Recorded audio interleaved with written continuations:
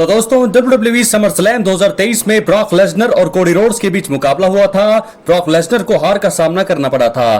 तब से लेकर अब तक ब्रॉक लेसनर की रिंग में वापसी नहीं हुई है। अब WWE में उनकी सिचुएशन को लेकर एक बड़ा अपडेट सामने आ रहा है। बता दें कि पॉल हेमन को इस साल हॉल ऑफ फेम में कंपनी द्वारा शामिल किया गया।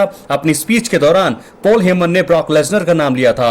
एक दिन पहले king and queen of the ring का आयोजन हुआ और वहां पर भी ब्रॉक लेसनर का नाम फिर से सामने आया था। रिंग साइड न्यूज की तरफ से अब ब्रॉक लेसनर को लेकर बड़ा अपडेट सामने आया है। रिपोर्ट में कहा गया है कि अब ब्रॉक लेसनर का नाम WWE टीवी पर इस्तेमाल करने पर प्रतिबंध नहीं लगाया जाएगा। रिपोर्ट के अनुसार पॉल हेमन ने हॉल ऑफ फेम स्पीच के दौरान ब्रॉक लेसनर का नाम लिया था। अब उनके नाम पर से प्रतिबंध हटा दिया गया है।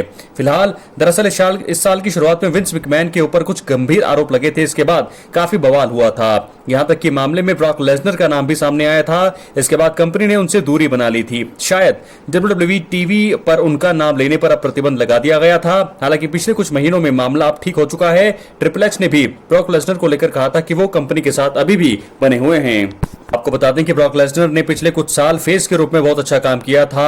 अपने खास प्रदर्शन से उन्होंने सभी का दिल जीता। रोमन रेंस के साथ उनकी राइवलरी बहुत लंबी चली थी। रेंस के साथ फ्यूड के दौरान उन्होंने काफी बवाल मचाया। हालांकि वो ट्राइबल चीफ के खिलाफ जीत हासिल करने में नाकाम रहे। अब आपको बता दें दोस्तों कि बड़ी जल्दी उनकी रिंग में वापसी का इंतजार सभी लोग कर रहे हैं, लेकिन देखना होगा कब तक वो बड़ा सरप्राइज देते हैं फैंस को। कुछ लोगों का कहना ये भी है और रिपोर्ट्स में कहा भी जा रहा है क्योंकि इतने टाइम हो गया है वो अभी तक वापसी नहीं उन्होंने की है कि क्या वो ब्रॉक लेसनर जो है अब रिटायर हो चुके हैं। दोस्तों ब्रॉक लेसनर रिटायर नहीं हुए हैं, लेकिन वो कंपनी के साथ अभी भी बने हुए हैं। हालांकि ये बातें बहुत सारी रिपोर्ट्स में बताया जा रहा है कि ब्रॉक लेसनर रिटायर हो चुके हैं। रिटायरमेंट तो दोस्तों मैं आपको बता दूं कि ब्रॉक लेसनर अभी रिटायर नहीं हुए हैं और बड़ी जल्दी ही फैंस को सरप्राइज देने के लिए वो तैयार हैं। रिटर्न उनकी बड़ी जल्दी है दोस्तों। अभी तक ये चीज कंफर्म नहीं है कि कब होगी, लेकिन बड़ी जल्दी वो आने वाले हैं WWE रिंग में। बात करेंगे दूसरी खबर की। तो दोस्तों आपको बता दें कि क्लैश एट द कास्टल 2024 अब WWE का अगला इवेंट रहने वाला है। ट्रिपल एच ने इस शो के लिए एक तगड़े मुकाबले का ऐलान कर दिया है। ड्रू मैकिंटायर और डेमियन प्रीस्ट के बीच वर्ल्ड हैवीवेट चैंपियनशिप के लिए मुकाबला होगा। मैकिंटायर कुछ समय पहले तक लड़ने के लिए क्लियर नहीं थे, लेकिन अब ऐसा नहीं है। वो अब रिंग में आकर बवाल मचा सकते हैं। इसी वजह से उनका डेमियन प्रीस्ट के खिलाफ मैच देखना रोचक रहेगा।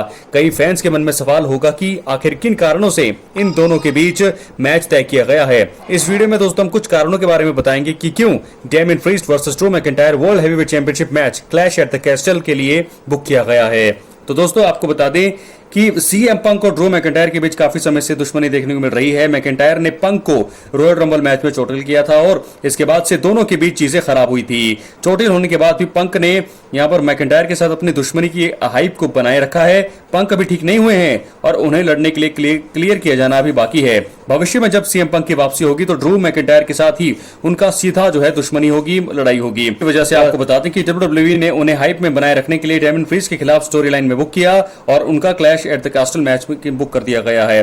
दोस्तों बता दें ड्रू मैकिंटायर ने रेसलमेनिया 40 में रोलिंस को हराकर वर्ल्ड हैवीवेट चैंपियनशिप जीती थी। सेलिब्रेशन के दौरान उन्होंने CM पंक को चिढ़ाने की कोशिश की और ये चीज उन पर भारी पड़ गई। स्कॉटिश स्टार यानी कि ड्रू मैकिंटायर पर पंक ने हमला किया और फिर डेमियन प्रीस्ट ने money in the bank contract cash in करके वर्ल्ड हैवीवेट चैंपियनशिप जीत ली। मैकिंटायर का टाइटल रन सिर्फ 5 मिनट और 46 सेकंड तक चला।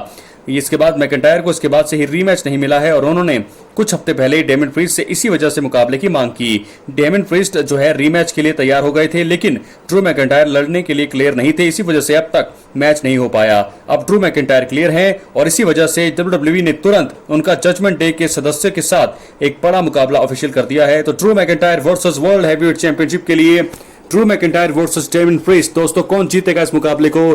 क्या डेमियन प्रीस्ट डिफेंड कर पाएंगे, रिटेन कर पाएंगे, या फिर एक बार फिर एक नए चैंपियन बन जाएंगे ड्रू मैकिंटायर? अपनी राय कमेंट बॉक्स में जरूर दें। मिलते हैं अगली वीडियो में दोस्तों। बहुत बहुत धन्यवाद।